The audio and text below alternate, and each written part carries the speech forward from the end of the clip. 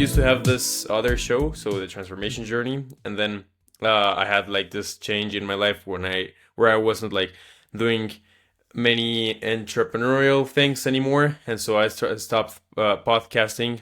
Um, and then that was in 2023, like when I stopped like podcasting as I used to, and then like I wanted to do it again because of like the because I enjoyed it. That's one part, and then also it brought me like many opportunities that like kept coming with the years. So for example, the main thing that I do right now is freelancing for a client who I am developing a project for. So I'm basically like doing everything for him. But it's fun because it's like travel related. So we were seeking to do like a travel journal sort of thing or app. And that came because I connected with Ryan Manion, and I connected with Ryan because he came to my show after Nick came to my show. So yeah, that was it. And then I was like, okay, that's good. And then as I keep growing and I want to like get into different industries, different projects, different things, I was like, okay, maybe I could like get it back into podcasting, make it more of a personal thing, not like a self improvement thing or anything. And then like from there start getting into like the coffee industry, into music production, into engineering, into like different paths. So that's the idea. Dude, I love it. And I think it's cool too because, humans are so multifaceted. And Hmm. oftentimes, especially I feel like in the entrepreneur world, it's always like niche, niche, niche, niche, niche, niche, niche. Hmm. Hmm. And that can be very limiting to you as a human in a lot of ways. Because I don't think Hmm. humans are necessarily meant to niche because most of us have a vast amount of interest. And though for business, I still think niching first definitely works. It's not Hmm. great for us humans to just be in one thing. If we like music, do music. If we like coffee, do Uh-huh. coffee. If we like, making YouTube videos, make YouTube videos. Do it all. It's great. Yeah. No, no, no. I totally agree. And I was like reading through what you sent me. So like the media thing and the coffee thing, and I want to start with like your experience in like the coffee industry and in the coffee world in general. So I. I'll share with you my story with coffee, so you can then like start sharing yours. And I want you to Please. dive into like how you started your first coffee shop. So like I started drinking coffee or coffee flavored drinks when I was like 4 or 5 years old. And yeah, that was because my grandma when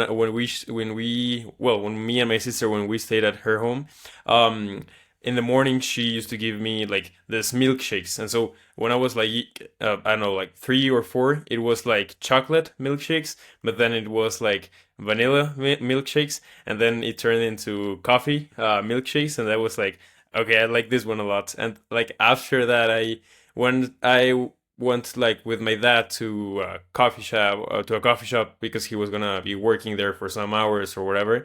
I started like drinking some. I don't know if I went to a Starbucks coffee shop, I would be ordering like a I don't know caramel cappuccino or whatever. Hmm. But then like after that, I started like having this passion for coffee, and like I don't know, like 4 years ago, I started like making it more of a personal thing than just like something I enjoyed. And so I started like learning how to brew coffee, like the story of coffee, like the process of roasting coffee. And yeah, I have my French press right here. Nice. So yeah, that's my summarized story with coffee. I would like you to get it like into yours.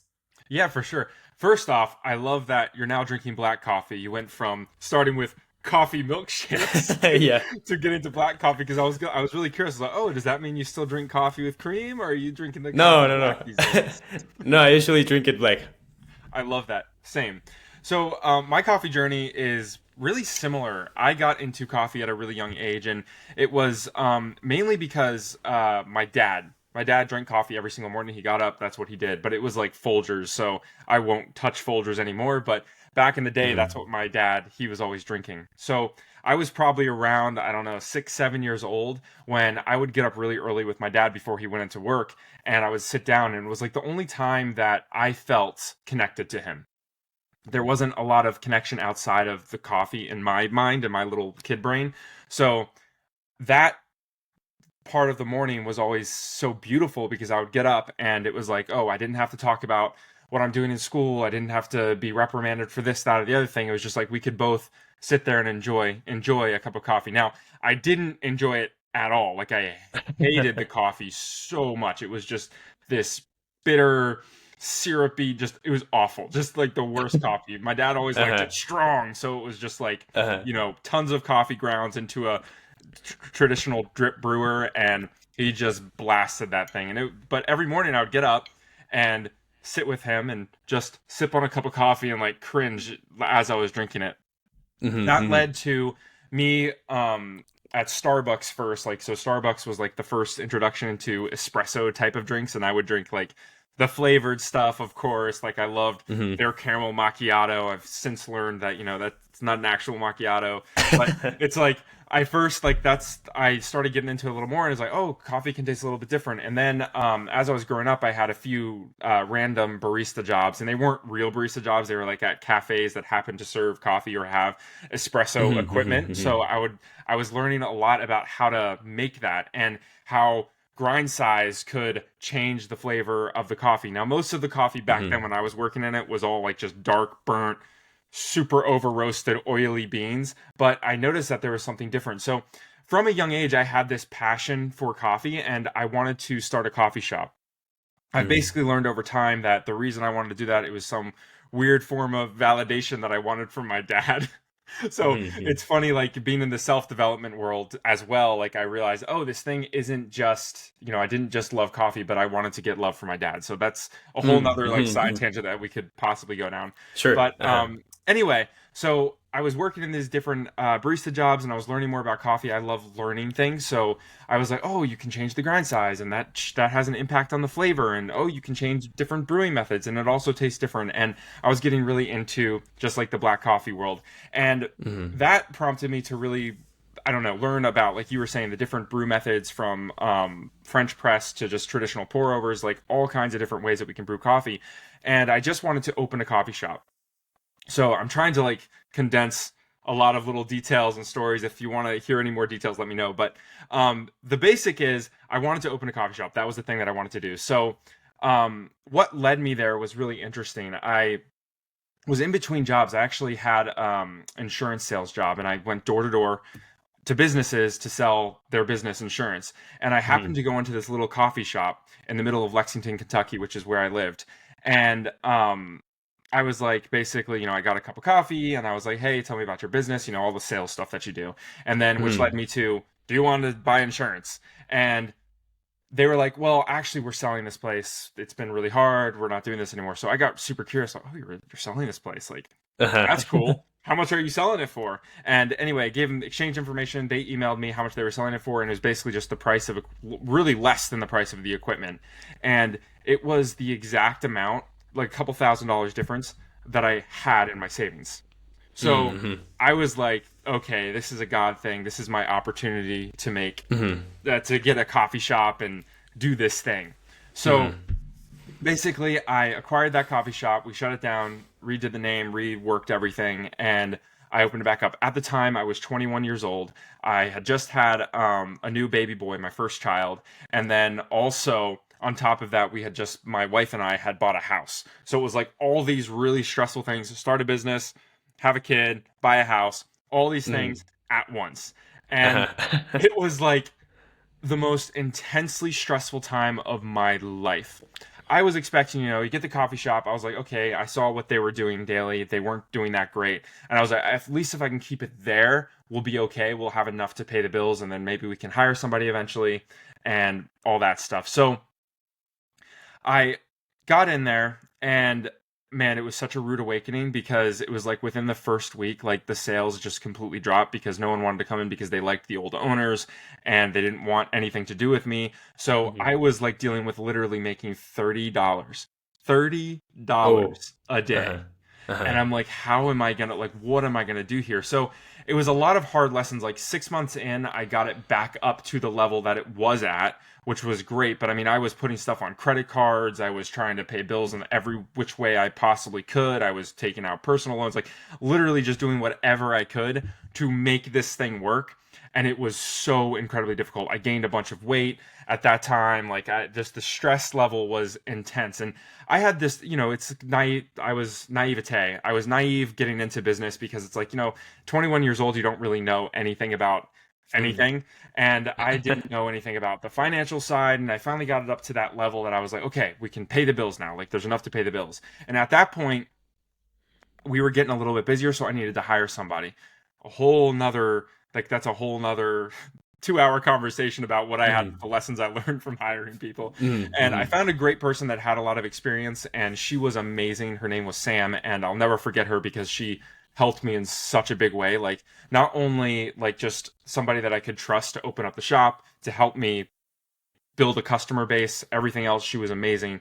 So she was Mm. my first hire, and it was really awesome because she was also able to do all the espresso drinks, so I could start to kind of step back just a little bit, not much, but just enough to get a better view of. I wasn't in it like in the morning from 6 a.m. to 5 p.m. every single day working Mm. behind the bar. It was like I had space to be able to step back and look at my finances, and space to step Mm. back and look at, okay, what can I do to make people find out about my shop? Because unfortunately, even though it was a it was a good location. I wouldn't say great location. It was a good location. People driving by didn't just happen to go in, right? Everyone has their routines, and it's like I had to interrupt people's routines in order for them to choose my coffee shop over another coffee Mm. shop. Mm. So it was a very long journey, and it was just so many years of lessons learned. But eventually I got it to where I was making, and again, this is kind of the abbreviated story, but eventually I got it to where it was making 500K a year in revenue.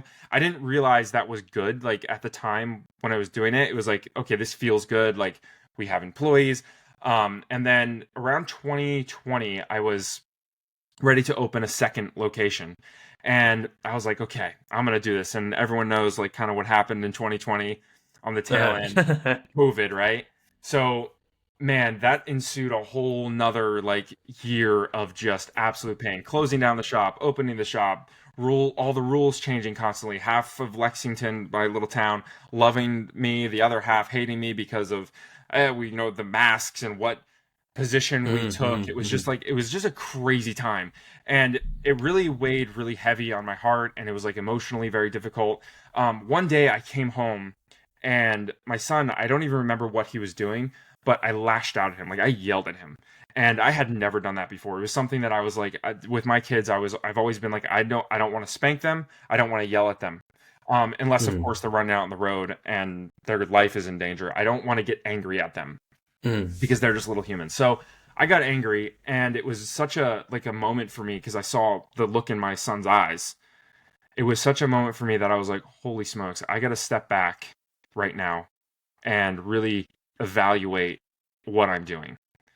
The stress levels had gotten way too much at the shop. I had a lot of emotional issues, because I was looking at second locations. We were going through that whole process, and then all of a sudden, it was like this dream that I had was just crashing all around me. Mm. It's like one thing after another thing, and then I come home and yell at my son. So at that point, I made the really, really tough decision, and it was months of going back and forth. I made the really, really tough decision to close down my shop.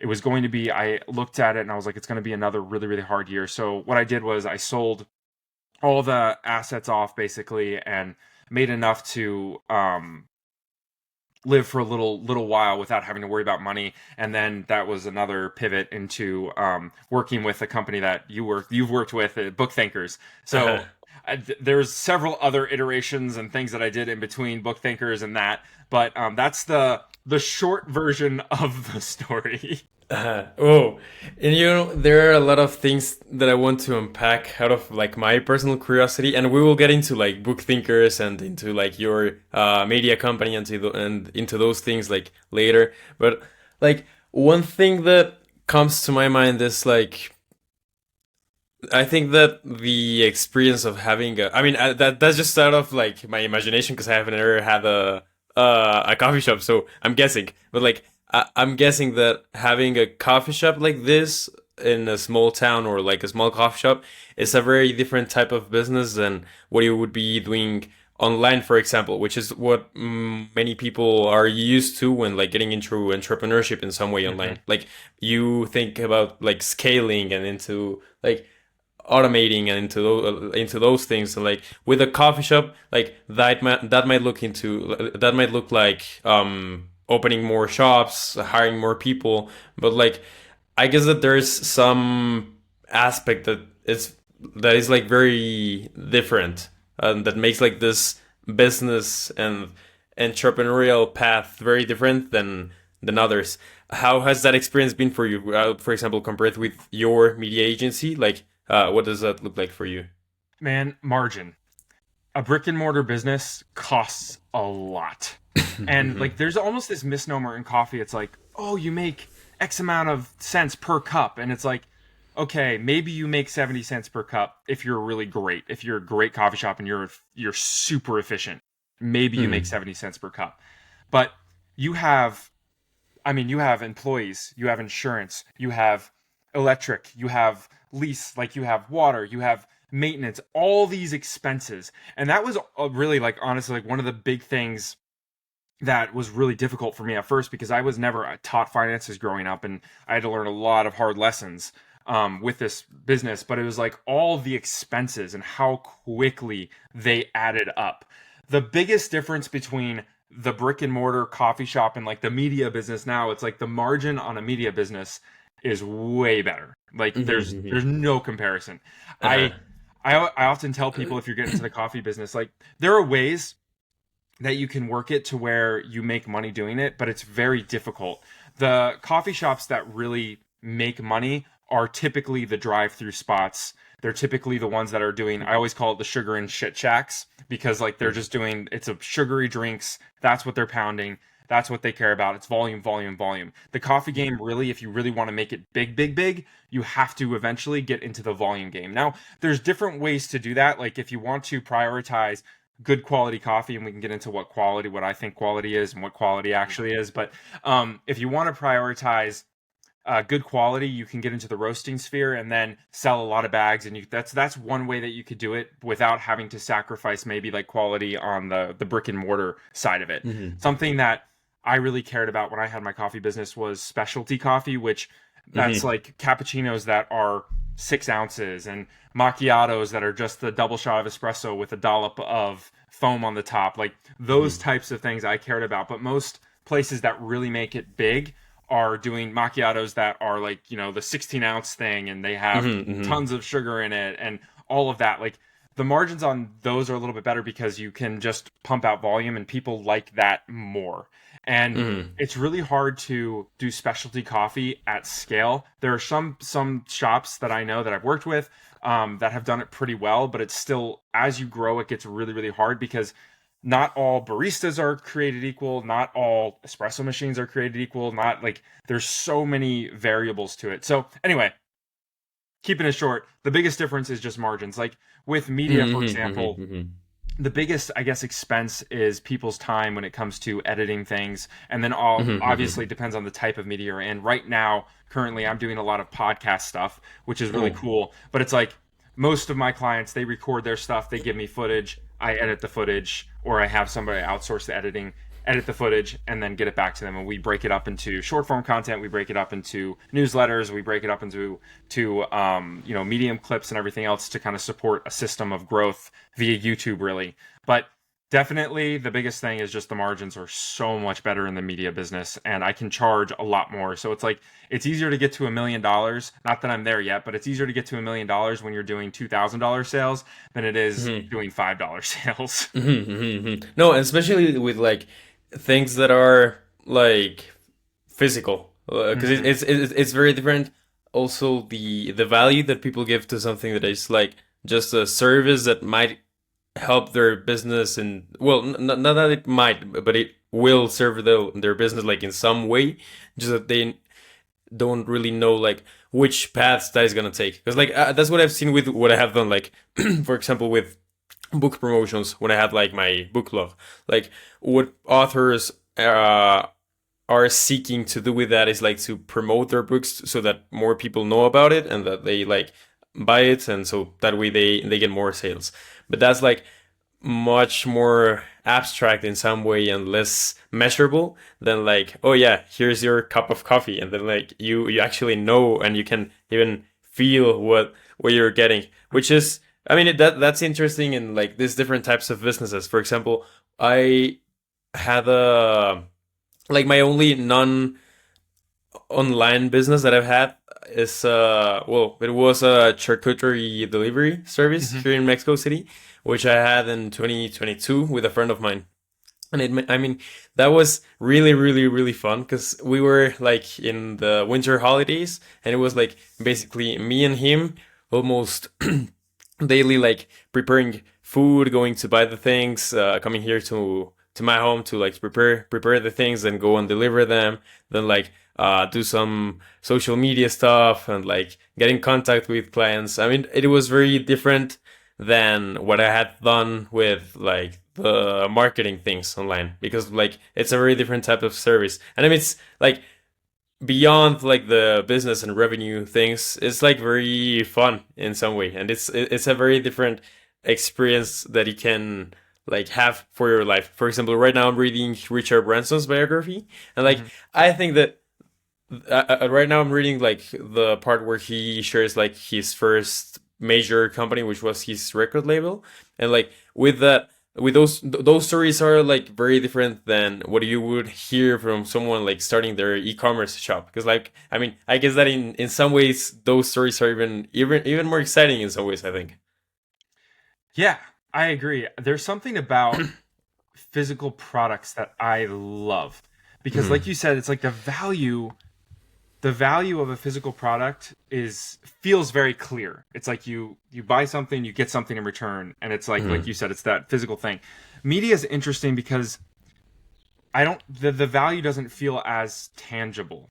It's like Hmm. sure you get an edited thing, but it's like what is it actually doing, right? Hmm. And that's why like I try to get into we can get into like marketing and everything else, but it's I don't know. I have a hard time with it. I have a hard time with like maybe your charcuterie business that felt a little better because it's like, oh, I'm actually delivering a physical thing and I'm giving them a physical service. So, I mean, Hmm. do you agree with that? Like that value feels just I don't know, the tangible value feels better.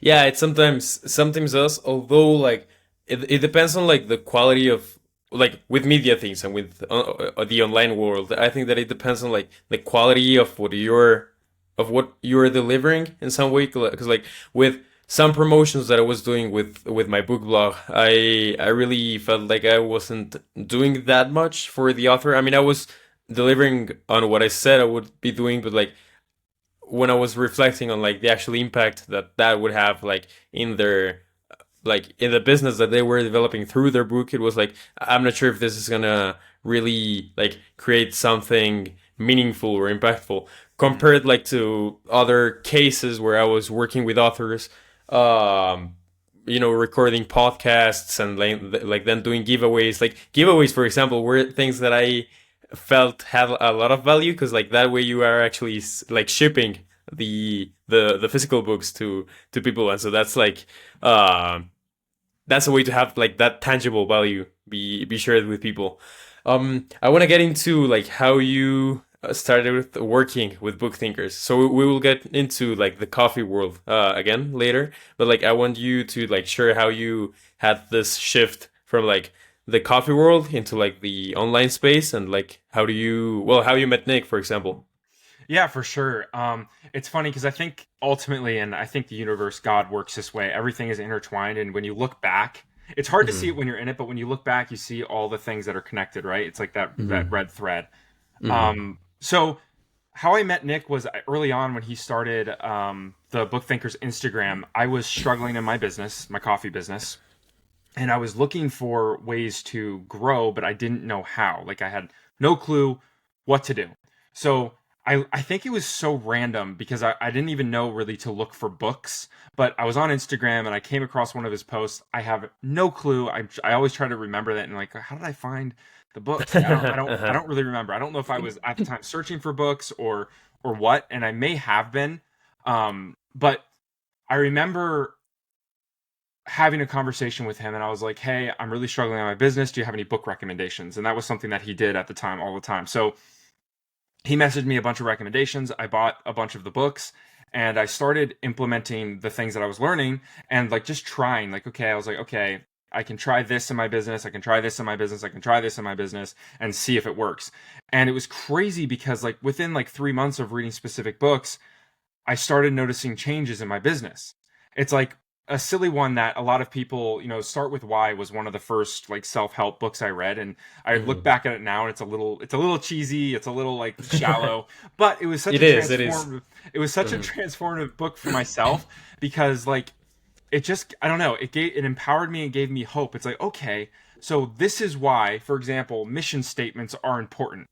Like it's like Mhm. having something deeper than just something psychologically deeper than just, oh, I serve coffee is important. So I started thinking through that lens and then started to try to implement similar ideas that he was talking about in his book with my business. And then there were other books like The E Myth Revisited. That book was insanely valuable. Like I Mhm. would have, if I knew how valuable it was, I probably would have paid like thousands of dollars for that book.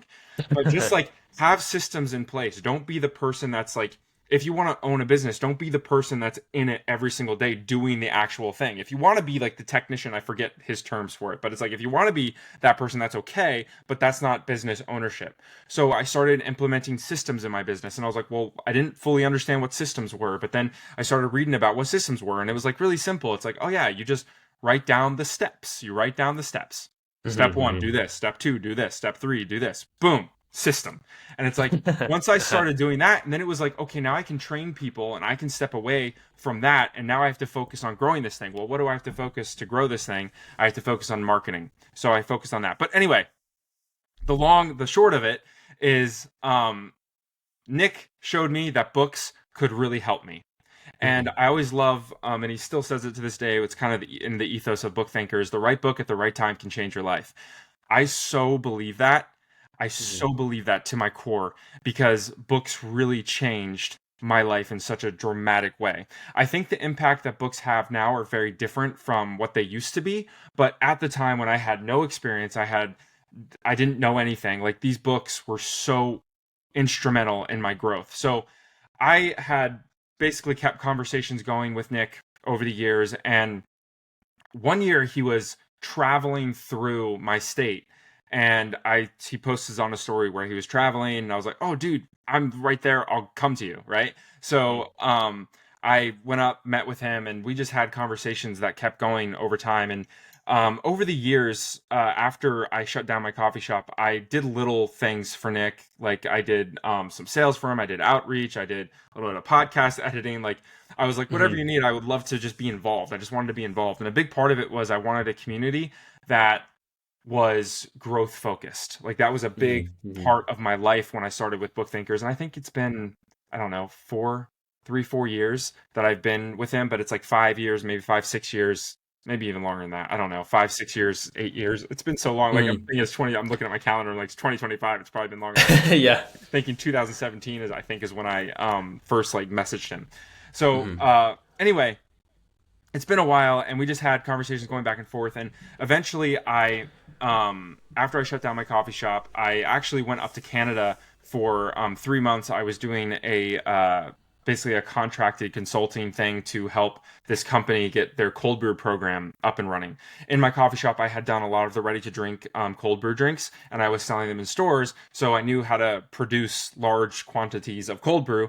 And they Mhm. were basically a co-packer, which means they did all kinds of fun drinks in cans, from kombucha to alcoholic drinks and everything in between. But they wanted to get into the coffee world, and they wanted to have their own private label for coffee. So I went up there to help them get that off the ground. So um, while I was doing that, I was still continuing some stuff with Book Thinkers, and then I came back to the US. I didn't have a job, like a real job, for like 3 or 4 months. I had just had my third child at that point, and I kind of Mhm. took some Mhm. time just to be a dad, and it was really fun. And I was doing little freelance stuff here and there. I was doing freelance stuff for Book Thinkers, and then I got offered a job that I didn't know where it was going to lead, didn't really think anything of it. But basically, one of my friends, he's a little bit older, he has this event center out in the middle of nowhere, really, Kentucky, but they put on this really big Christmas event.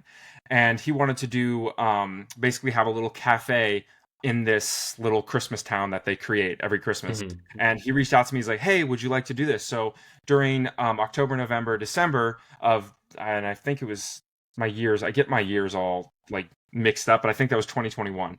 Mm-hmm. I contracted with him to put this cafe on. So I did such a good job with it. We had I forget, it was something like 50 something thousand coffees that we sold throughout, Oh. and it was like an intense just go go go. I trained a bunch of basically teenagers how to make drinks and do all this stuff really quickly. So it was really good. I did a really good job. I impressed him, and then he had a job open up. He wanted somebody to be the president, kind of the operator of this event center for the entire year. Mm-hmm. And he was like, "Hey, would you like to do this?" So, long story short, he offered me more money than I had ever made, and I was like, I can't turn this down. Like, I got to do this." Mm-hmm. So I got this job, and really, it was like 3 months in, I realized I hated it. It wasn't for me. It was very Mm-hmm. corporate. It was like you go in, you wear the suit and tie, you have an office, you have these people, and it was very, meetings and all this stuff that, for lack of a better way to say it, it felt very soul sucking. I am Mm-hmm. not the type of person that likes to dress up in a suit and tie. It's not my thing. I get psychologically what it can do for you, but it's just like it's not my thing. I Mm-hmm. hated every second of it. So I kept in touch with Nick, and basically I had been doing little, still even with that, I was like co-hosting the podcast with him. I was doing little projects with him now and then. And basically that year I was like 3 4 months into that job, and he was like, "Hey man, I have this opportunity for you. We're doing short form content creation for Mm-hmm. people, for authors. Mm-hmm. Would you like to help out with this?" And I was like, "Sure." He's like, "I'm doing filming. I think it was down in like Nashville, not very far from me, like 3 hours." He's like, "If you want to come down, see what we do." So I went down, drove down there, and I was blown away. I was like, "You can get paid to do this? Like, this is work? That's Uh-huh. crazy. That's crazy. You can get paid to travel. You can get paid to film people and learn things from people Mm-hmm. who have done incredibly amazing things." And it just like blew my mind. It like blew my mind, and I was like, "Yes, let's figure out how to do this like more." So, Mm-hmm. anyway, started working with him more on a full-time capacity, and then had to quit my other job, and that was a little bit tough. There's another side story that I'm actually forgetting that we could get into. I don't know if this might not be the right medium for it, but the story has psilocybin in it, a trip to Ireland, Sure, sure, sure. and Yeah, all get into kinds it. of stuff. Okay. All Yeah. right. So I forgot that year. It was basically, I think it was like June, or maybe it was a little bit earlier than that. Maybe it was like April or May. Mm-hmm. I decided for whatever reason that I needed to do psilocybin.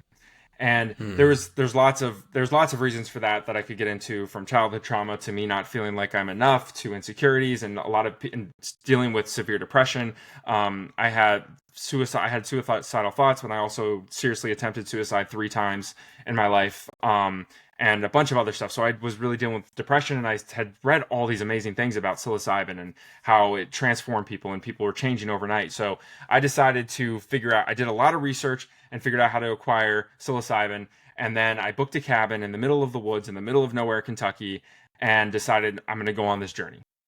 Mm-hmm. So I get out to this cabin. It's just my wife and I, and um, I start this journey. I specifically picked a place that didn't have Wi-Fi and didn't have any cell service. Like, I looked at the cell service map to make sure that the company that I Verizon at the time, I think I had, I was like, they don't have any service here, right? Like, I don't want any Mm-hmm. service. I just want it to be secluded. I want to be in nature.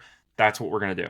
So anyway, I get the setting right, go on this trip, and maybe an hour in, I tell my wife, "Call Nick," and she's like, "Call Nick, honey. There's no service here. There's no signal. Like, there's no one to call. There's nothing to do. You cannot call him." I was like, Mm-hmm. "Get my phone. Get Nick." And Mm-hmm. she's like, "Okay, we can try, but nothing's gonna happen. But we can try." So Uh-huh. she brings out my phone. I was like, "Nick, get Nick," and she opens up the phone for me, because I'm like, at this point, like, kind of tripped out, and I can't really see what's going on the phone. It's all like this crazy visual experience that I'm having, and I press call on the thing instantly. And she even confirmed this after the trip. Like, he answered, like, it was remarkably. I don't know how. I still to this day I don't know how it was so possible. But I clicked an answer. "Hey Luke, what's up?" And I basically said something like this. I was like, Nick, I don't know what it is. I can see your energy. Your energy and my energy need to come together, and we need to do something. We really need to make something work. Uh-huh. And he was like, all right, man, yeah, that's great. I'm out actually right now. I'm in Iceland and I'm swimming in the Blue Lagoon. I'm not allowed to Mm-hmm. have my phone, but I felt like I needed to answer. So it's like this Uh-huh. crazy thing Uh-huh. happened. Uh-huh. And then he was like, I'm going to be in Ireland in 3 days. If you want to, kind of off the cuff, he said it. If you want to come meet me. And I said, okay, I'll be there. So I get through this psilocybin trip and give him a call. We go drive somewhere that has signal because guess what? Couldn't call anybody because there was no signal. And I we drive out somewhere that has signal. I call him. I'm like, are you seriously going to be in Ireland? He's like, yes. I was like, all right, sorry, that was weird. I know, like, I don't know why I called you, but I did. I saw your energy, and I'm like, I'm sorry, that just felt so weird. So he's like, dude, it's fine. That's great. I'm excited. Like, yeah, I'll be in Ireland. So I booked tickets that day, flew out to Ireland, and funny enough, I told him, he was like, oh, what coffee should do? Let's meet at a coffee shop. And I was like, all right, great. And he's like, do you have any suggestions for Ireland? I was like, yes. There's this Uh-huh. guy. His name is Colin Harmon. He wrote a book that is my absolute favorite coffee book of all time. It's called What I Know About Running a Coffee Business. Mm-hmm. And I was like, we just got to go to one of his shops. He has several in the area. It's called 3FE. He has many in the area. Just pick one. So he picked one. We met. And then when we walked into that shop, I noticed a guy sitting in the corner. And I was like, I think that's Colin Harmon. I think that's him. So Uh-huh. I Uh-huh. walked up to him. It was so great because I got to basically meet a coffee hero of mine. And we got a picture and everything. But funny enough, like, the next day, I went to that same coffee shop. Nick and I basically there had a great conversation about like how can I work here. At the time, I don't think he quite had the video stuff like going yet. It was just like Mm-hmm. starting. But he's like, yeah, maybe. And like we'll try to do something. We'll try to work together more. That's great. You're in my life. You're not going out of my life. Let's make this happen. So Mm-hmm. eventually we did make it happen. But anyway, I went into the coffee shop the next day and I was like, oh, is Colin Harmon in again? He's like, she's the barista there was like, no, he actually like never comes to this location anymore. Like he's here once in a blue moon because he has like 3 to 5 locations now at that time. Mm-hmm. And he's like, he never comes in here. So I was like, you got very, very lucky that you came in here when he was here. And I was just Mm-hmm. like, at that time, I felt so grateful because it was just like realizing like, whoa, God, like people like to say universe, I like to say God. God is absolutely working for me. And I don't know if you've ever read The Alchemist. Yeah, The, I actually did. Well, I have many stories to share, like yes, related please to do. this, but yeah, I'll no, no, finish no, this. no. I'll Sure, finish this sure. up real quick, and then I'll let you talk. I've been doing so much talking. I'm sorry. I just get so No, no, excited no, about it. no. I like it. I So like it.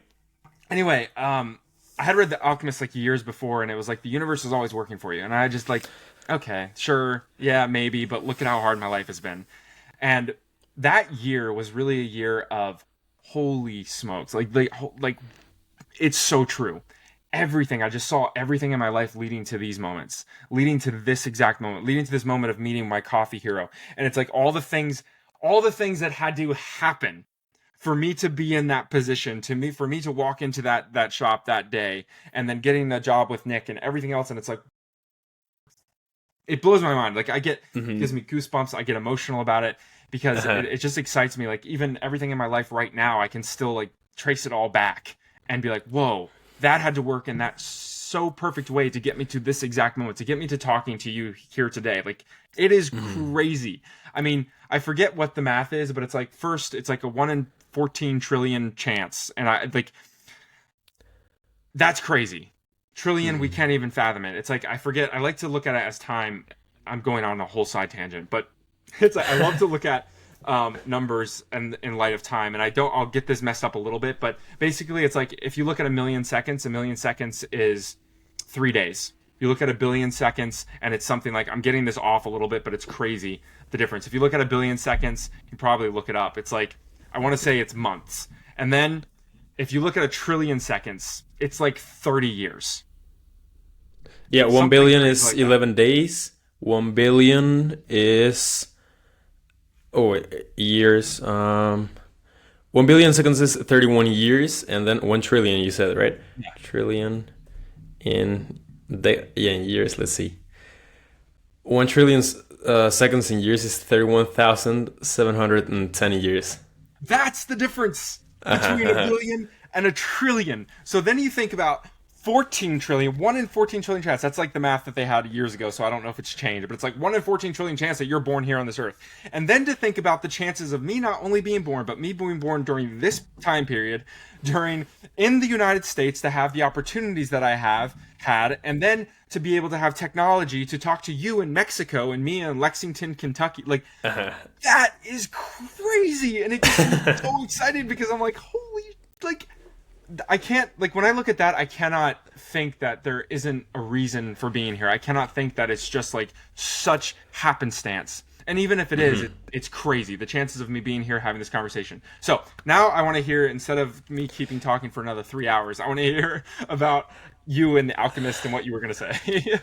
I love your story, and I love that you actually like talked about it. Because like my point with this podcast is not only to talk about like superficial, generic stuff, not only like about the personal development ideas and concepts, and then like coffee concepts and those things. I want to get into like real personal stories, which I love, and like especially having this like crazier stories with how you said that was called, psilocybin, or Yes, what was it?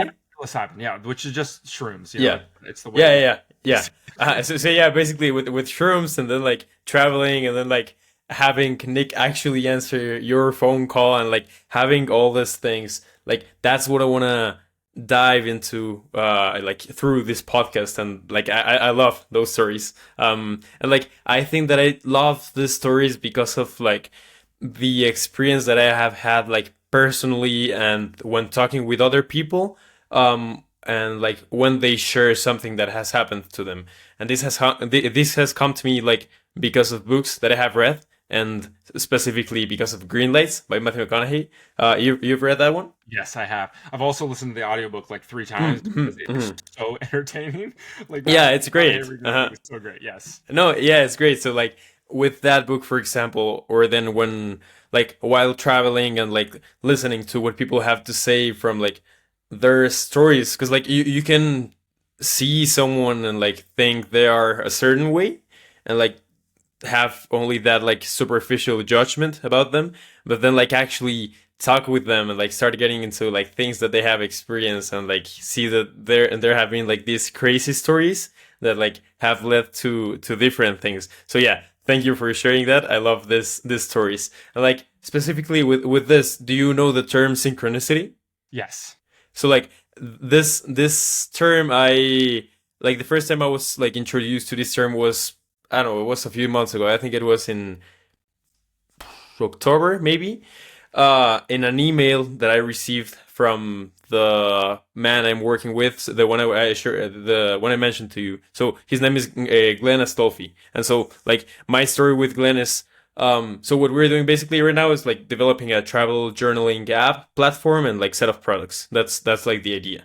Like I connected with him in April 2024 because of Ryan Manion. So Ryan Manion used to work at BookThinkers, and I connected with him because I interviewed him after I interviewed Nick Hutchison, like the owner of BookThinkers, for the first time. And like this, I know that you, Luke, know about this. I'm just like mentioning so people listening can like understand. Absolutely. Yes. When well, yeah, that they can Context. understand, like, yeah, exactly, context. Yes. And like I met Ryan, and then Ryan introduced me to Glenn in April, and like that email was just like it was Ryan introducing like himself and me to Glenn, and it was like, hey, we are like two young guys. So Glenn is like 60 something, Ryan I think is like 31, and I'm 19 right now. And so he was like, okay, yeah, we're young, we like to like do this business and entrepreneurship things. We are both growth. We both have like a growth mindset. And yeah, if you need anything, and if you need like help with any project that you might have, like just let us know. And so with that, I also introduced myself, and Glenn asked like, "Oh yeah, nice to meet you, Emiliano. What do you do? What are like your interests?" And then I was like, so by this time I was like in this stage of my life that I also shared with you, like before we started recording, when I was like not doing any like specific project anymore, but when I was like in high school, like hanging out with my friends, exploring different things, still having some interest in like having my own business and like entrepreneurship things. And I said like, yeah, I'm interested in entrepreneurship. I have experience in sales, like in management, in digital marketing and video editing, those things. I like maths. I like physics. I like traveling. I like water sports like surfing, paddleboard things, and like I basically like shared a big like overview of like what I was interested in and what I had done. And he was like, "Oh, okay, you like are interested and have experience in many different like areas. If I have like some project in mind in the future, I will let you know." And then that was April 2024. Then we we go into, I think that was August 2024, so it was like some months afterwards. And I was in Italy after 1 month of traveling with my friends, so I was still with them. It was with two of them. And we were in Turin, so that was our first like city in Italy. We have been to many in Spain and many in Portugal before. And so we arrived to the Airbnb. We were doing laundry. I think it was like the second time that we were doing laundry in the trip, and it was like 5 weeks into the trip. So yeah, that was fun. But then I was like, I like for that trip with them. I created an email to use specifically like to book like hotels, to book Airbnbs, to book like flights and these things. And then I never checked like my other like email account, so like my personal and main email account. And I was like, okay, I'll just get into my phone and like check what's if there's anything new. And then as we were like just there chilling in the Airbnb doing laundry, I saw that I got an email from him, and it was basically like a proposal to work with him into this project that then developed into what we are doing now. And so like that was the starting point of a process of like months of what we have been doing to work together. And so like for the first weeks as we started like talking after this first email, like I got many other emails from him where he was like sharing also his experiences traveling when he was my age, and like I could relate to this. And at the same time, I was reading The Alchemist. So I had been reading The Alchemist, I think, since like July or late June. That was 2024 as well.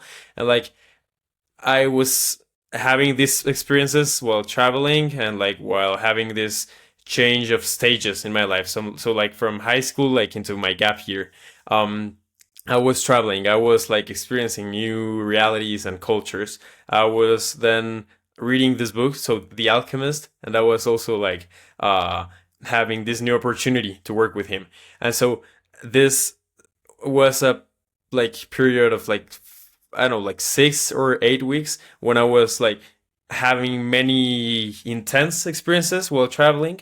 Like many moments of joy, many moments of like excitement, some moments of like not necessarily grief, but like of being sad or angry or whatever.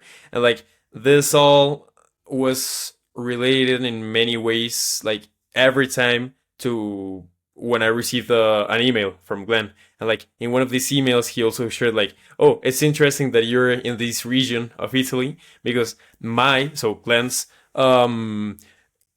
family comes from this region called Emilia Romagna, and then like people from that region are called Emiliano. So like if you are a Mexican and if you come from Mexico, you're a Mexican. If you're from Emilia Romagna, you're an Emilian, or well, in Spanish, Emiliano. And so that's one part, and my name is Emiliano. Then like the other, yeah, that's like one. You just keep bringing that stuff up. I love it so much. It's Yeah, like, yes, of course, that's what it is. yeah, Oh, sure. Then the second thing is like he told me that he had only heard about like names that had like this like first part of Emmy or Emil, like with me and with her granddaughter Emilia. And so like that was another like moment that he then like a few weeks later shared. He likes to think of as like synchronicities. Hmm. And I think that this is a term from Carl Jung. I'm not sure if it's his or who Yeah, I'm like pretty sure named you're it right about that that. way. He's the one who coined it. Yes, Hmm. Carl Jung. Yeah. And yeah, so like this is just to say like this has been like some of my experience with these moments of synchronicity of many things happening that you don't necessarily see how they will connect with one another like in the future, but that eventually do. And so like this experience has turned into like the main thing that I'm doing right now, which is a project that I'm also like very excited to be working on. And this came as a result of like me having like the interest and like possibility to backpack, and then like also like the experience and opportunity to have been in the like personal development and book space online for some years. And so like all of these things start like compounding in some way, they like connect to create something new. And I really like to think of that as something that you can influence in some way to like create more of these things in your life, which is something that I am trying to do through the podcast. For example, like by having these conversations, I connect with people that might then like introduce me to someone new, and like from that I might have like another really life-changing experience. So yeah, that's been just like my story with that. And like with The Alchemist, yeah, I was reading it while I was traveling with my two friends. And I mean it's not a very big book. It's like, I don't know, it's less Yeah. than 200 pages. Short. Yep. But I wasn't reading that much. Like I was reading only as we were like traveling by train. And so um I also like to like pause to reflect on what I'm reading, so it takes longer for me to like finish books sometimes. um and that was similar in some ways to like, like the stories that I was reading in the book were not necessarily the same, but obviously like some parts were similar in some ways to Hmm. like some things that I was doing. And so, for example, one idea that I like that stuck to me was this concept of like omens, of like, I'm not sure if they could be called like signals or like how would you call them? Yeah. I mean, I like to look at it as signs. Like they're Hmm. signs. They're signs that Yeah, you're on the signs, right path. signs. Yeah. Uh-huh, uh-huh. So yeah, so like after I read about like this idea in the book, I was like, okay, maybe I can start like just being more aware of like my surroundings and of like my experiences as I keep traveling, to know like what to do. Because like my our plan with my friends was like to travel for 2 or 3 months together, and after that we would be like on our own. I was planning on going to Southeast Asia, and I did like afterwards. And like we took that flight from Mexico to Spain like without any plan. Like we just had a one-way ticket, and like a ticket to use for 3 months as we traveled by train. And we also just had like the intention of being together for some time, enjoying like summer, and then like just like enjoying what came afterwards. And so I was like, okay, maybe if I just like stop and try to be like aware of like what I'm experiencing, what I want to do, I will know like what I want to do like afterwards. And then like I already had the idea of wanting to go to Bali, and so but I didn't really know when that was gonna be happening. And so like after some things that started happening, I was like, okay, maybe I should go to Bali in September, and I did. Once we finished like traveling Italy, um, I took my flight from, well, it was from Milan to Dubai. From Dubai, so I had a layover there, but I Hmm. it was like a 20 something layover, so 20 something hour layover. And so I just had a coffee and like started walking around Dubai, so that was I cool. love it. And then I went to Kuala Lumpur in Malaysia. I was there for some time in Malaysia, and then I went to Bali. And so this came after. So this decision of doing it that way came after like just trying to be aware of like this signs of what was like the path for me. If it was to stay with my friends for some more weeks, or like to go to uh Southeast Asia like just like right away after Italy. And I mean that was what ended up happening. But yeah, these are again stories that I love to share and to talk about. Like these are stories that are worth telling and that are what people in general are usually interested in, like beyond just like some superficial concepts, some superficial ideas, like about personal development. Like, yeah, this ideas and concepts are useful, but they're many times like much more useful once you have had these experiences or once you can like relate them to something that happened than when you just like have them as like theory in some way. Yeah, and I think like it's funny because I believe that. Thanks for sharing that story though. It's so great, and I agree. Like the whole synchronicity thing is so beautiful. And then if you just look at things, you can look at it and we can think, oh, it's just happenstance, it's just coincidence. But it's so much more magical and more fun to look at it Mm-hmm. as no, this is signs. This is signs that I'm on the right path. This thing Mm-hmm. happening is happening for a reason, and that reason is for Mm-hmm. me. And that's Mm-hmm. beautiful. That's a way better way to look at it than, I don't know, a cynical view, which is what I Mm-hmm. used to have a view of. I think Mm-hmm. personal development is really interesting because it's one of those things that this has kind of been my experience in my journey. It's like you start out because you don't know what to do. You're stuck in whether it's thought patterns or you're stuck in habits or you're stuck in not like there's more for you, but you don't know how to get it. So you start by looking into these books and then you start implementing what these books are saying, or maybe it's watching YouTube videos or whatever, and you get into this self growth mode and then you grow and you change. It's like, whoa, this is awesome.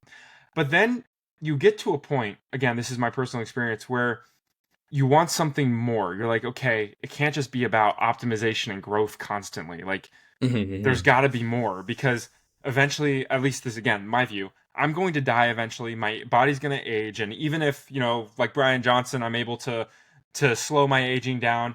Eventually, probably, I'm going to die, and even if I live for 200 years or 120 years, my journey here is going to end. So it can't all, to me, it can't all just be about getting better and getting better and getting better and getting better and getting Mm-hmm. better. It's about something more than that. It's about the experience that we have here. And I think like listening to your story, it's like, wow, you already realize it. It's so beautiful that how old you're like 20. How old are you? 19. You're only 19? Dude, if I was 19 and I knew as much as you knew right now, oh like sheesh. I'm just getting here. I'm 31 and I'm just getting started in this whole world, I feel like. But wow, that's so beautiful. I'm talking about, oh, 21 years old, I didn't know anything. I didn't. My 20-year-old self didn't know anything. But it's beautiful that you're already seeing the synchronicities and you're already seeing the signs and you're already like, oh yeah, there's more to it than just personal growth.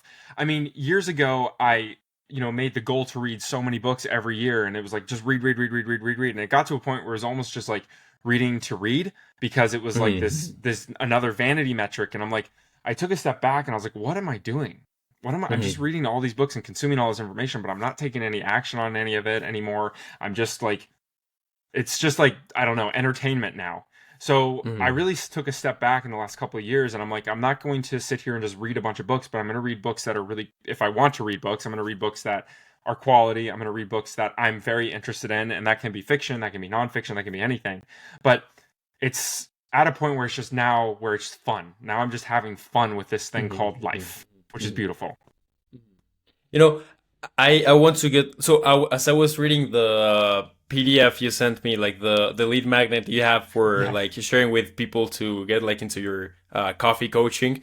I something that like was interesting to me was like this idea like that I extracted like from your story of like when you are burnt out and when you stop like having fun with what you're doing, even if it's like something that you're really passionate about, like coffee, it can start like getting like really hard and um heavy in some way, like especially like emotionally Yeah. it can be that way. And like with books, yeah, definitely that's something that I have experienced as well. Like when I was like when I had my book blog, it was like it started after having like a spark to have a project related to like these books that I was reading that I was like uh having so much lessons from, and like that excitement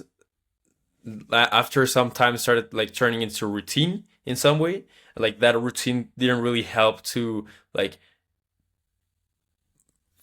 reframe and face like these obstacles that started coming throughout the journey, with like the book promotion business or with like just content creation or whatever. And like that's something that I have seen like that is that happens a lot in like this creative projects or like this creative pursuits. And like right now, as I was talking about this, like the idea or the example came to me of like Elvis Presley, for example. Like he's one of my favorite artists. And like Hmm. have you watched the movie, like Austin Yeah, the Butler's one with movie? Austin. Yeah, yeah, yeah, yeah. Uh-huh. I Yeah, have. yeah. It's been a Mm. while. I think I watched it when it first came out, so I don't remember the whole thing, but it was very good. Mm, Yeah. mhm. No, yeah, but like for example, one point of of like his story or like his biography is like when he started like to uh like get out of like the passion for music, because he was starting like to like perform on a lot of like shows, and then also like starting doing a lot of movies, but the movies weren't doing like really well. And so like he had like this path of like going away from like his personal passion and like his spark, and then like he like hired some people to help him like get back into it. And that way he like had his 1968 comeback special. And so like these things are things that sometimes happen, like people can like realize that, oh, I lost my spark, and then like do something to shift that and then like get back to their spark.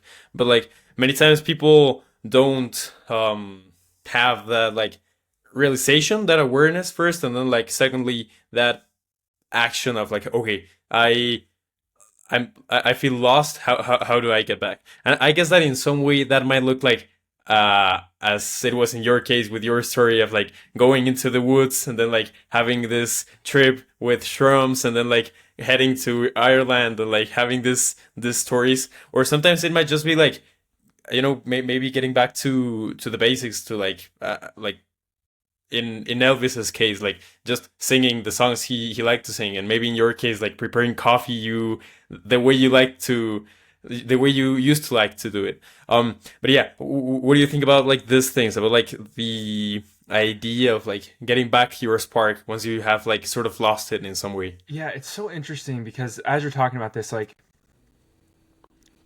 I don't know if life is really meant to be this constant excitement thing. Like, there's been a part of me that has had this belief that if life isn't constantly exciting, then it's not a good life. I think what I've been learning is that life is full of these ups and full of these downs, and it doesn't matter how good or perfect your life seems to be or how great your life is, really, because like I have a great life, but there's still days that feel heavy, that it's like, oh man, this feels like a lot. But what Mhm. I've learned over time is to realize that with whatever it is, there's all the sun is kind of always shining, right? Like you talk about this spark. I like that idea. It's like even when the clouds are over, there's still the sun shining behind. And you can tap into that at any moment. And though like your body and your mind might feel a little bit heavy and might feel negative, that thing is still there. So you can at least get to peace. I think that you can find peace and contentment at any moment, at any time, no matter what you're doing.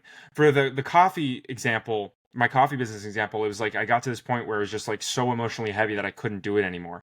And I think if I had maybe the knowledge that I have now, or I don't even know if it's knowledge, but the knowing that I have now, it would have been a lot easier to ride through it, to realize that okay, this is just a low moment, but I can still make this thing a really big, beautiful thing that can have a really big impact on people. That wasn't my journey at the time, but Mhm. I believe that if I had the same realization that, hey, the piece is still there, I could have just gotten through that time without maybe the heavy emotional reaction that I had to Mhm. closing down or to maybe having to close down. So I think that it's like with the Elvis story, like maybe if he could have found that even kill piece that was always there to him, he may have just been able to keep going. But I don't think that humans work that way. We do have our down moments and we have our up moments. And sometimes we really need to feel our down moments. And that's Mhm. okay. That's just part of this human experience. We like to, at least I've liked to over the years, demonize this sadness that I have. Like I dealt with depression for a long time and I'm in a place where I'm thankful. I don't really deal with depression anymore. There's been times that, I mean, and still to this day, like I'll have bouts where it's like days that I feel like really heavy and really down, but it's now I look at it through the lens of compassion. It's like, yeah, you know, you're having a down day. This Mm-hmm. happened, that was sucky, that happened, that was sucky. You have all these happenings that are kind of crappy. You're also thinking a lot about the past right now, and you're feeling bad about yourself getting older. Like there's all these different reasons, but I look at it very differently than I did before. It was like before I woke up, and it was like if the first thought in my head is, oh, I want to kill myself today. Why did I wake up? Like that was like that ruined my whole day. It was just like, oh yeah, I should die. Oh yeah, I'm not good enough. And then I would just like get into that thought process and just like this negative spiral. And now it's like it's not so much a negative spiral. Sometimes I wake up with that thought like, oh, I wish I died last night. I still wake up with that thought sometimes. And usually I can pinpoint why that's the case, but it no longer like gets me out of a spiral. It's just like, yeah, man, I get it. It makes sense. Of course you feel that way, but it's okay. Today's going to be fine. Go Mm-hmm. upstairs, make your cup of coffee. Coffee always like centers me. I love coffee. Uh-huh. Make Uh-huh. your cup of coffee, take a sip of it. Really, really just be in this moment, this present moment here. Realize that you have these beautiful hands that you can use. Realize you have this beautiful brain that you can use. Realize that Mm-hmm. you have these eyes that can see. Realize that you have this mouth that can talk and these ears that can hear. And realize that around you is all this, getting emotional, all this beauty. Like you have all this beauty around you. And it's amazing that I'm in a place where I can reframe things to this absolute gratitude. And it's not just the rote, oh, you know, I'm grateful for my family. I'm grateful for this coffee. I'm grateful for the sunshine. Because I think sometimes when I do gratitude, I practice gratitude, it can be really rote, but it's actually this embodiment of gratitude. It's this embodiment of love and light. And it's like really like that 1 in 14 trillion chance of being here and then being born here, like just sitting with those emotions, those beautiful, big, amazing emotions, like sitting with that is, and I think I've like went off on I don't even know if I answered your question, but it's just ultimately, I guess what it comes down to is, and it feels cliche, but it comes down to gratitude. But I don't think gratitude in the way that I've felt gratitude in the past, but the actual embodiment of gratitude. And the way that you embody gratitude is in love. I think it's an appreciation for those small little things, and it's actually refocusing all the. It's not even focusing on the negative, but it's or focusing on the. I mean, focus. It's not even focusing just on the positive, but it's actually embodying the whole environment around you into the present moment. Mm-hmm. It's like, wow, I can do this and feel air. Oh Mm-hmm. wow, I can feel pain in my back. Oh wow, I can feel pain in my knees. Like just the fact that we're able to sit here and feel things is incredible. So I think when you get to that point of burnout, and I think most people these days have experienced that, it's like take a step back from it, feel into it, and allow yourself to feel it. And then you can ask yourself, do I want to step forward and keep going into this thing that I'm doing, or do I need to take a break from it? And either answer is fine. Doesn't matter. Like it's okay. Like you can take a break from it. You can never look at like for me, I could never look at coffee again. And at that point I could have never looked at coffee again, and that would have been perfectly okay. So I don't know if that answered your question, but gratitude.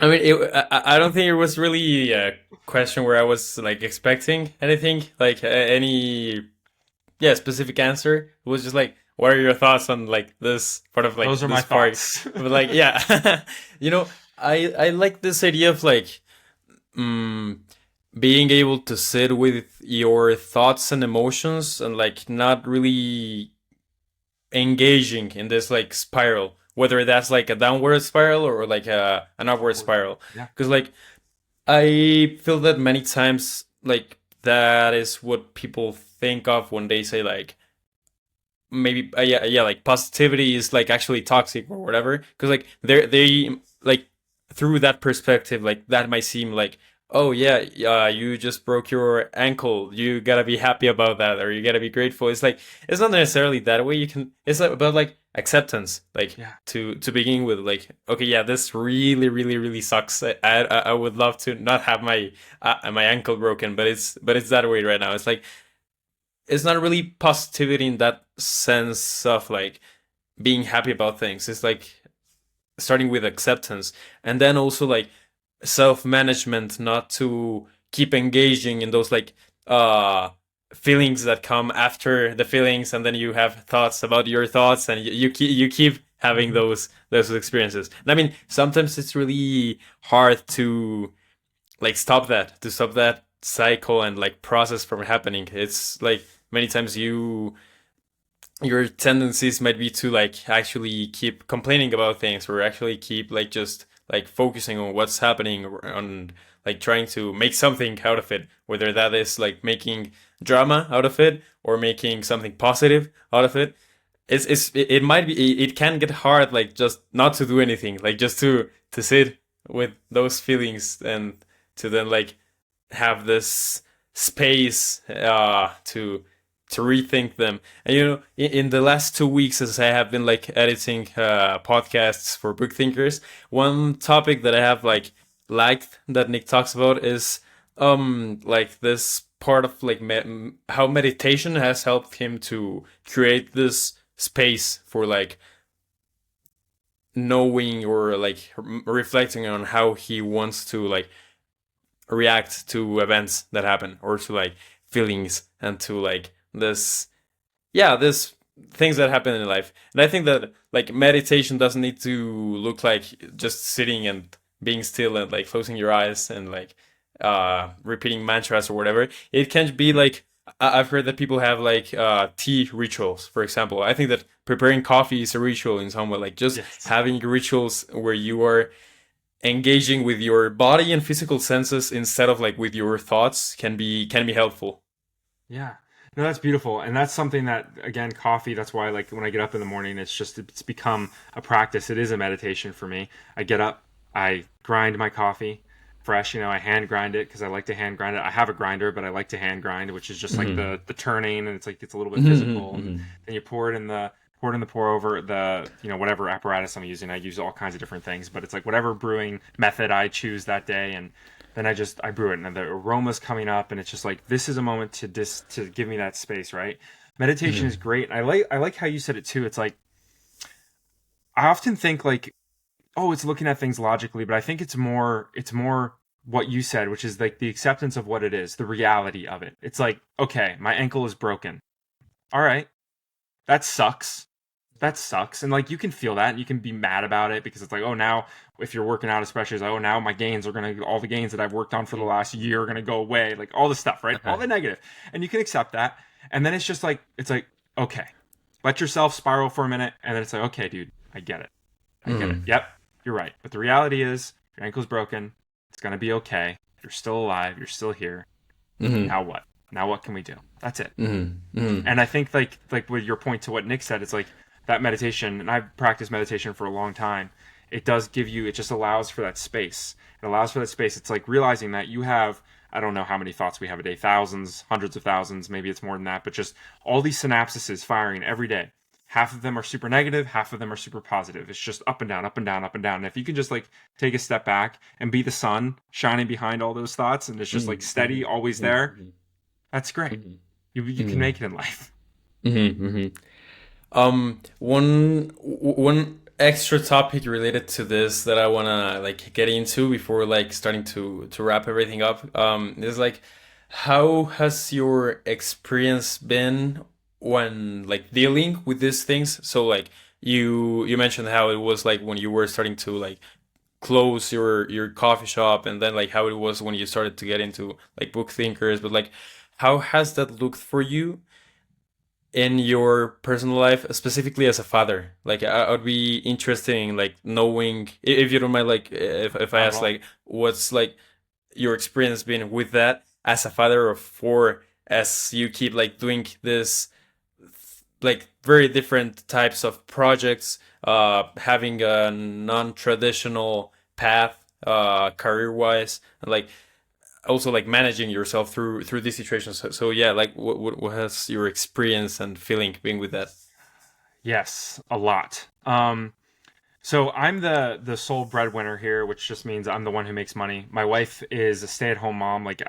That's something that early on we were going to have her work, but what we realized, like, all the money that she would be making would just be going to daycare, and we're like, do we really want other people raising our kids? And it just felt like, what can we do to keep one of us home? It wasn't necessarily for my wife to stay home. It wasn't necessarily, but it just like at the time it made sense for her to be the one that was like the stay-at-home mom, and I work from home, so I'm basically a stay-at-home dad too. Like we have, it's great because I get up in the morning, I have time with my kids, I have lunch with my kids, I do all kinds of great things throughout the day with my children. We also homeschool, so that's like we have very unconventional like parenting anyway. um, Something that is really, that the thing that I struggle with most is like the pressure of the money pressure, like making money. It's like I have to make enough, because if I don't make enough money this week, that could mean that my kids don't eat. That could mean that my kids don't have clothes. That could mean that I lose a house, which then my kids don't have a roof over their heads. Like all those thoughts are definitely there. The thing that I have, the a couple of things that I do is, number one, I am very open with my kids about all my emotions, everything that I've gone through. Like when I'm depressed, like I talk about it with them. Like they notice, like kids notice. They know when you're feeling down. They know when you're Mhm. stressed. They know when you're angry. They know when you're upset. So it's like I don't hide that from my kids. If they ask about it, I'm like, listen, I'm struggling with this right now, and here's why. This is the pressure that I'm feeling. This is the thing that I'm under. And it's not to put the pressure on the kids. It's not to like, because some people might say, well, then you're putting that scaredness on the kids. It's like, no, it's just being honest with them. It's being truthful with them. It's that I care about that so much. Like something that I wanted my kids to grow up with is a household of honesty in all aspects. If they have a question, they're all young, they're all 8 and under. Um, but if they had a question about sex, I'll tell them about sex. If they have a question about, excuse like this, but it's like they have a question about their penis or their vagina, like I'm going to tell them. Like I'm not gonna hide that thing. I'm not gonna call it. I'm not gonna give it a weird name. I'm not gonna like skirt around it. I'm just gonna tell them. I'm gonna tell them what it is. I'm gonna tell them what they're experiencing. And what's beautiful about that is my kids. I don't like to brag. I don't like to say my kids are the best kids in the world. I know people have biases. I have biases, obviously, but we get it. We get feedback all the time from people every day. My kids are really great. They're empathetic. They're understanding. The other day, my daughter noticed that I was stressed out, and she came in and she had to my office and she asked me a question. She's like, "Hey, Dad," and I like kind of, I didn't like lash out, but I was like short with her, and she was like, "I can see that you're stressed out right now. I'm gonna just walk away and we can talk about this later." And it's like she's, at the time she was 6 years old. I mean she just turned 7, so this was a couple weeks before she just recently turned 7. But she was 6 years old, and she like, the fact that a 6 year old can do that, I was like, and it literally made me just like think, wow, this is incredible. And my kids sit down, like when they're feeling their emotions, like they explain their emotions. Like I'm angry right now, and I don't know why I'm angry right now, but I'm angry. And anyway, so the short of it is, being open about what I'm going through has been very helpful with my parenting, because it's like I have pressures and I have ups and downs and I have negative feelings and I have negative thoughts, but my kids see me as human and they experience those things too. So if dad, me, is open to talking about my feelings and the things that I'm going through, they're also open to talk about those things. I don't want my kids to have to hide things from me. I want my kids to tell me. I don't care. Like the if they're feeling like they want to go have sex with somebody when they're 14, like, okay, tell me about that. Like I want to know. That's great. We've all Mhm. experienced that feeling before. And but most Mhm. people, it's like, oh, we got to hide that, and we got to, it's like this tense conversation that we have. It's like, no, if we're always open about everything, and I don't know Mhm. how my kids are going to be when they're teenagers. They're not there yet, so it's going to be an interesting journey. But that's like my hope. My hope is that if I'm open with them, and it's all an experiment, because I don't know. I'm not parenting my kids the way I was parented. I didn't appreciate the way I was parented. I had a lot of trauma and everything else, and I'm sure I'm going to give some to my kids. That's just part of the human experience. But I'm trying to do a really good job at just being open and honest with them, and it's been so far an incredible experience. And I am hopeful that when my kids are teenagers and when they're going through puberty and all those big emotions, like they're open enough to share it with me. They're open enough to get angry at me and say, "Dad, I hate you right now." Okay, yeah, that's fair. I get it. Sometimes you're a little shit too and you annoy me. Like, but it's like, we're humans, so we're all just like on this earth trying to figure it out. So yeah, I guess like the big thing is just that I've just been really open with all of the ups and downs through my life. It's like, hey, I'm really struggling with this. Like, and what's great about that too is they understand when I need, like when I close my coffee shop down, and even though they were younger at the time, it's like I need extra time right now away from you kids so I can figure out what to do next, because I need the space to think and I need the space to breathe. I need to go on a walk by myself right now, and I can't have you come along because I'm trying to figure out what's the next steps for me. And in being open with it, like I don't have to get mad at them or anything like, oh, I don't want you around me right now. It's just like, hey, do you mind giving me a little bit of space so I can figure this out? And being open with them has been like just the best thing that I could. I mean, I recommend it to all parents, but most parents aren't that way. But I just like that's how I am. And I think I'll continue to do that because there are going to be more ups and downs. And right now, I feel like I'm in a really beautiful place as far as like finances and everything else in my life is pretty great. But I know that there's going to be some downtime. And in those times, it'll just be the same thing. It'll just be like, hey, this is what I'm going through right now. This is what I'm struggling with. And hopefully I'll get out on the other side alive and okay. And I think I will. So it's just, this is what I'm going through. Anyway. No, thanks for sharing. I think that like your like how you're doing it is very like it's admirable a way. Yeah, Yeah. it is. Yeah. Okay, yeah. So Admirable. Yeah. admirable. Yeah. So yeah, it's very admirable, especially like considering that like my experience, I've also been like raised in a traditional way in some sense, like I mean obviously like culture like makes like it creates an influence in some way. Like it's different how what traditional means like in Kentucky in the US than what it Hmm. means to where I live in Mexico City and whatever. But like Yeah. and compared to how it is in like Malaysia or whatever. But like I think it's like common factor that if you want like to have a different style that is like for example being open always with your kids or with whoever it is like that's not traditional in some way because like it's in most cultures I would say or at least like in our Western culture like that's a generalization but yeah like you know Western culture is not like we are used to being completely and fully open about many things. I would say maybe in South American Hispanic culture it might be a little more because we're also like again this is a generalization but we're many times more like open in different things or Hmm. more expressive but like even with that it's not like it is always raw and like honest.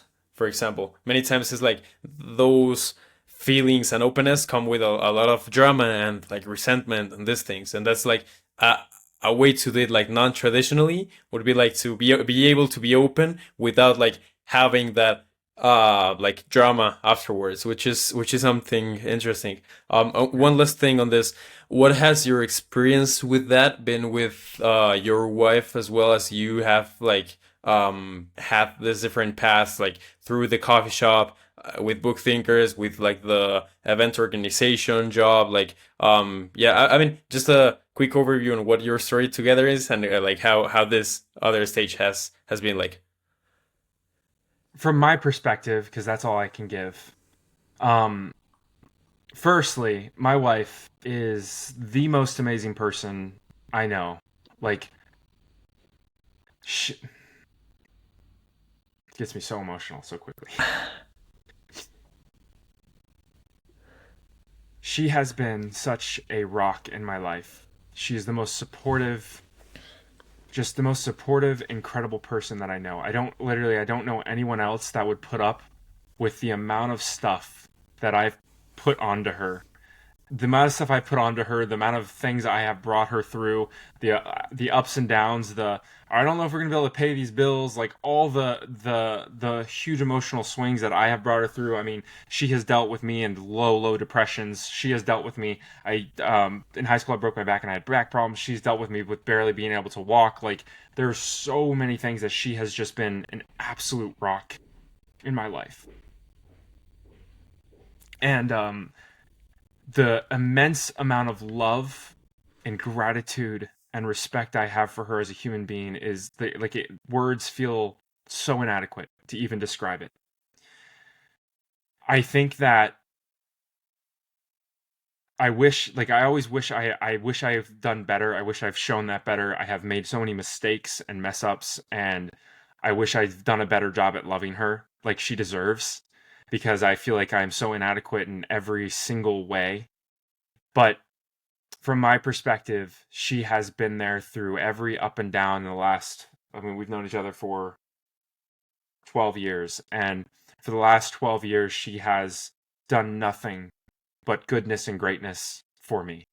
And I would, I don't even want to like necessarily give, I don't think I should, it's right for me to give her experience because I don't like, no, I mean, we've talked about it enough that I could probably give some generalizations and be like, yeah, she's, but I think that just my perspective of it is that she's just the most amazing person and I'm so grateful for her and she has given me everything and more and I could give her the world and it wouldn't be enough. One last point on this, like relating what you said about like your experience with your wife and with your kids. How has the person you have been through these different stages and who you have become influenced, like how has that influenced your relationship with them? Like what role has self-management and like following that spark had on like having this open and trusting and loving relationships? I interviewed an author on a podcast one time, and I unfortunately am forgetting who it was. I don't I've talked to so many people, and um, they said something that stuck with me, and it was the most traumatic thing you can do to your child isn't spanking them, isn't beating them, isn't yelling at them, but it's actually you just sitting on the couch and not having your dreams realized. And though I was working on myself and though I was doing things that up to that point when I had that conversation, like I was doing things to better myself and everything else, I realized that if I don't model the behavior I want them to have, they're not going to have that behavior. So it's like, I want them to stand up for themselves. I want them to go after their dreams. I want them to deal with their emotions. I want them to be better humans. I want them to do everything they want, do everything that they want to do and more. And if I don't give them that model, they're going to have to get that model somewhere, or maybe not get that model anywhere at all if they don't have the right outlet, if they don't find it, because a lot of kids don't. But I think my most important job as a parent isn't even like doing stuff for them, isn't necessarily playing with them, isn't necessarily like being there for them in that way, though I am, and I try to be. I think the most important thing I can do is actually show them what a life well lived is. And I do that by taking care of my body. I go to the gym every day and they see that. I the first thing I do, it's so funny, I make my coffee in the morning. A lot of times my wife, she sacrifices herself and she's like, "Okay, I got to take care of the kids first. I got to take care of the kids first. I got to do the thing for the kids first." And she's recently been trying to relearn this. And what I do is I actually take care of myself first. I don't take care of my kids first thing in the morning. Like they're up a lot of times when I'm making coffee. They want their breakfast, they're hungry, but I make my coffee first and they see that.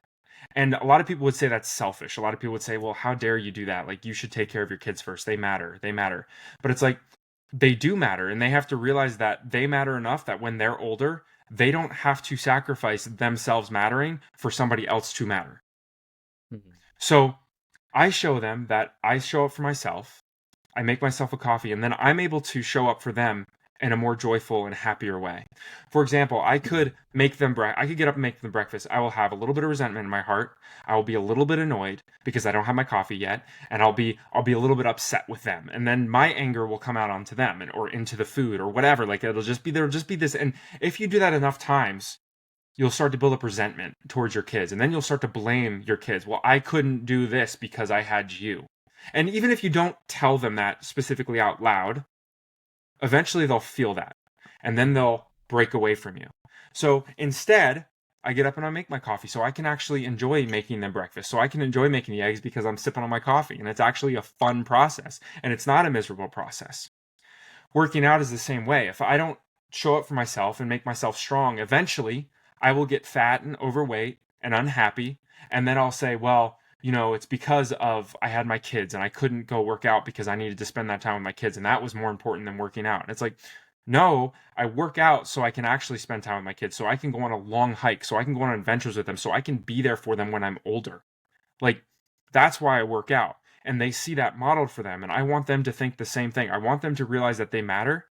And it's not at the expense of, like, when I do those things, it's not at the expense of them. It's not to the detriment of them. It's actually to their betterment. Every time I have bettered myself, I have been able to show up better for my kids. And I will continue to do that. I will continue to work on myself so I can show up better for them. It's like that old, the airplane, they tell you, if you have a kid, put on your oxygen mask first. You got to put on your oxygen mask first. If you don't, your mental health deteriorates. You aren't good enough to be able to take care of your kids. If you don't work out, eventually you're going to have a hard time doing that thing. So as their caretaker, as their parent, I believe it is so important every single time. And also that goes for my relationship with my wife. Every single time I have taken the leap for myself, done the thing that I know I need to do for my mental health, for whatever, like, I have been able to show up better in my relationship with her. I've been able to show up better in my relationship with my kids. I heard it on a podcast just the other day. I listened to Jerry Seinfeld. Lots of people don't like him, but I like him. And I don't know him personally, but I liked a lot of the stuff he says. He was like, somebody asked him on a podcast episode, he's like, well, how do you prioritize things? And he's like, do you prioritize peeing? Do you prioritize taking a leak? And the guy was like, no. He's like, exactly. When you have to pee, you have to pee. Go pee. Like, holding it in isn't going to do any good for anybody. Like, eventually that'll just come out. So you have to go pee. Same with other things in life. Like, if you need to talk to a friend so you feel better throughout the week, talk to that friend, because it's going to help you feel better. Don't sit there and say, like, oh, I have to prioritize talking to my friend. It's just the thing that I have to do. So my morning, I have to work out. I have to make my coffee. It's not something that I have to prioritize. It's just something that I have to do. So lately, it's the same, like a Seinfeld. It's like, I don't need to necessarily prioritize my mental health. It's just something that it's just like breathing. I breathe, and therefore I take care of myself. And that's not a selfish thing. It's, you're a human being and you have to take care of yourself. If you don't take care of yourself, you're going to end up fat and unhappy. You're going to end up with diseases. You're going to end up dying young. You're going to end up all these things. So it's like, you have to take care of yourself in order to take care of others, even better than you thought you could take care of them. So the more you show up for yourself, the more you're able to show up for others in a bigger, better, more impactful way. Because I use fat because I used to be a fat kid, and food is something that I have struggled with. But it's like, for me, eating healthy, working out enables me to show up better for my kids, enables me to feel better about myself. So I'm not always thinking about how I look. I'm not always thinking about, oh man, I've gained weight. Like, I'm not always thinking about that. I don't have to think about it, because working out, eating healthy is just like breathing. That's the thing I do. And then I'm able to show up for my kids in a way better way. I'm able to show up to my relationship in a way better way. I don't have to sit here and be worried about, not to be too explicit, but I don't have to worry about being insecure while I'm having sex because I'm so worried about my fat belly jiggling. Like, it's like, no, I can actually feel confident in myself, and I can be more engaged in that. And I don't have to think about myself as much because I'm not as worried about it, because, yeah, I look good. Like, it's great. I don't have, so which, therefore, it's not even taking up any room in my brain, because it's like, oh yeah, I look good. So now I'm not worried about how she's thinking about me, and it's like doing this mental mumbo jumbo. I'm actually just showing up for her, my wife, and fully. And it's like, I don't have to spend any energy thinking about myself. So I think, like, the short of it is, once you show up for yourself and you prioritize, and it's like, shouldn't even be prioritized, but you start prioritizing yourself, you're able to show up way better for others in every single way. It's not selfish. It's like, I think Matthew McConaughey talks about that a lot. Like, it's not actually selfish. It's selfless. Like, showing up for yourself in that way, especially when it comes to your health and every other aspect really in life, allows you to show up for others in a bigger way. And frankly, it's like, you want to live to your full potential for them, so they can see that behavior modeled. Speaking of kids, and even my wife, like, so they can see that behavior modeled, and then they do the same thing.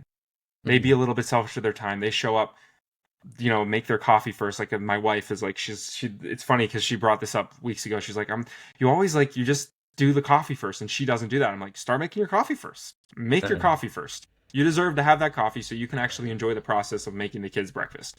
Then you'll be happy, and then you'll show up for them in a better way, and you're not resenting them or mad at them because, like, oh, I have kids, so I can't do that. It's like, no, you have kids, therefore you have to do that. Right over. In Matthew McConaughey's words, is the most selfless act the most selfish act can actually be the most selfless, in this sense. In your words, is like make your coffee first, and I like that. Yeah. It's like a good way to wrap like this conversation that we have had.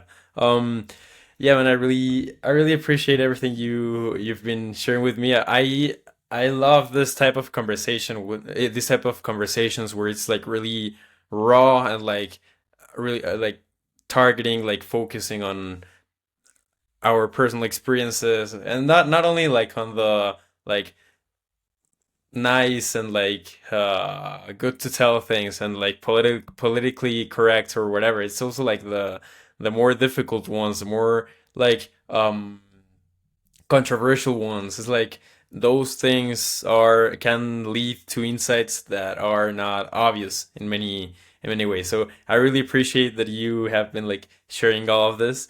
And like I like to now to wrap up the conversation. I usually like to ask three questions, like to to wrap up. Yeah. I only feel like they might not necessarily be very related to what we have been talking about. So they might be like a little shift from the conversation, but yeah, I mean they are things that I enjoy like asking. And so like Yeah. the first is what is any like a movie, book, podcast, music album, a song, whatever that you have recently like listened to, read, watched, whatever, that you have like really enjoyed. So there's this song. It just instantly came to my mind. I'm forgetting the artist, so that's why I wanna look it up real quick. But it's called the Swan Song, and I think there's a lot of people that have written a song similar to this. But this one specifically, it's by. Hold on, let me just get it up real quick. Sure. I'm just scrolling on. I have it saved somewhere, and I'm like, where did I save it in? Oh, here it is. It's in this album. Okay, in this playlist. Um, oh yeah, it's called "This Could Be My Last Song," by Frank Watkinson. And basically, it's just like this older guy who's written a song about. It's a very simple song, but it's so beautiful. It's like he's talking about regrets he's had in his life, and he's talking about basically for me, it could be a really depressing song if some people look at it. Because it's like this could be my last song, my final swan song. This is it. This is the last thing that I'm gonna do. And um it could be a really depressing thing, but for me, it's a really empowering thing. Like I've listened to it most mornings recently, and it's just such a beautiful reframe to me. It's like, this could be my last day here. This could be it. So I want to live this day like it is my last. And I want to have an impact on people, and I want to show my kids how to live, and I want to do the best that I possibly can. And it's not perfect. It's never going to be perfect, and that's okay. We all have regrets. We all have little things that, whoa, wish I could have done it differently. I look back at my coffee shop. I'm like, oh man, if I just did this, this, and this, I could have probably had $1 million business in 2 years instead of waiting for five years to get to Uh, 500K or whatever it was. And it's just like that song. So I just, yeah, it's a beautiful song, and it just helps me, I don't know, reframe the day in a beautiful way. who did you say the artist was? Yeah, it's Frank Watkinson, Frank Watt. and it's Okay, spelled, got it. yeah, Uh-huh. perfect. Yeah, this could be my last song. It's a beautiful song. It's slow, and it's a little bit meandering, but it's beautiful. Okay, yeah, I'll listen to it after we finish talking. Then the next thing is like, what has been something you have recently discovered or learned that has been like very interesting or valuable to you that you want to share? It can be like personal development related, coffee related, marketing related, like space related, physics, whatever you choose. So many things. I've learned so many things, and it's like every day I'm just a learner. Like I'm always constantly like learning new things. So I feel like every day there's like, whoa, whoa, whoa. I think the biggest thing though, we actually talked about it today, which is synchronicity and signs. And something that I've really tried to tap into recently is just like looking at things not as just random events, but as signals and signs that I'm on the right path. And it's so silly, but the numbers 2 and 4 in my life like just keep showing up in the most random ways. Not just, and I get it. I understand like there's the all those biases that we have, and I'm blanking on what the thing is when you see a red car, and then you all of a sudden see a bunch of red cars. But it's like, how can I use these signs to my advantage to make me live a better life, to confirm to me that I'm in the space I'm supposed to be in? And it's just like I actually just got back yesterday from a trip for BookThinkers, and Mm. on that trip there were just so many little signals, little signs, and it makes me smile because I sit here and I'm like, yeah, you know what? I'm on the right path. I'm doing the right thing. Because often I feel like I'm behind. I'm 31 years old and I should have this accomplishment. I should have this and I should be doing this and I should have, we talk about the superficial things. Like I should have enough money to buy a huge, bigger house and a Lamborghini and all the things, right? And it's like, no, you know what? I'm exactly where I need to be and I couldn't be anywhere else. Like this is exactly the life I'm supposed to live. So I think that that's probably one of the most exciting things that I've learned. One other bonus is that we talked about gratitude too today, and something that I love, love, love doing, and I've done it every day, and it's really helped my negative thoughts because I struggle with negative thoughts in a big way, or at least giving into negative thoughts. And the thing that has really helped me, and I've just learned this from another author that we worked with, and it's like focusing on three good things that have happened in the last 24 hours. So Mm. anytime I'm feeling like really like uptight or uh I don't know, just or sad or a little bit depressed, or I find myself like going into those negative thoughts, I just focus on three good things that have happened in the last 24 hours. And I can think of, I had a safe flight back home. I had a delicious meal last night. I drank amazing coffee. And those are three really great things that have happened. I'm on a great podcast. I mean, I can go on and on. But it's like that, those two things are definitely really big things that I've just been, I guess, incorporating big time in my life. And it's made a very big positive impact in just a short time. Mm. I like recently, I remembered that I was like a few years back, I think it was 2021 or something like that. Before going to sleep, I liked to like reflect on like what were three victories from the day. And recently I have also like started doing it again, like just it's like gratitude in some way, like self reassurance in some Hmm. way, reflection, like yeah, it's a good practice, I would say that it's good to keep. And then the last thing is, so I told you like my podcast is called Coffee Lounge. And like I mean it's a little obvious right now, but like still these two words are like coffee because of the story I told you about like my experience with coffee, and lounge because I like the I like to use that word for the things that I do because of the reader lounge. So it's like I like to use it as my trademark in some way. But like so my podcast is called that way, and I like to ask what's like your favorite coffee. So that can be like either way of preparing it, coffee bean or whatever. And what's your like favorite place to drink coffee at? It can be like a specific coffee shop. It can be like a situation that that you like to drink coffee in, and like yeah. I love that. So, firstly, my favorite coffee is usually the one I'm drinking right now. Like, Mm-hmm. whatever that is, like, I Uh-huh. love it. I don't have a specific favorite bean. I like trying all kinds. And I mean, I could probably go on for another hour just about this topic alone, that question alone. But Uh-huh.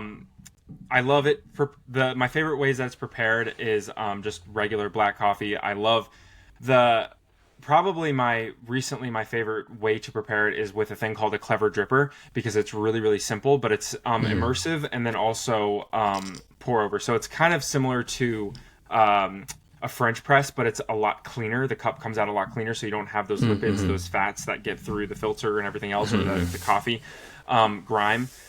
It's just a really clean cup of coffee, and it's really easy to get a coffee that's, let's call it, 7 out of 10 every single time, like Mhm. consistent. It's so amazing. It's called a clever dripper, and I love that brew method.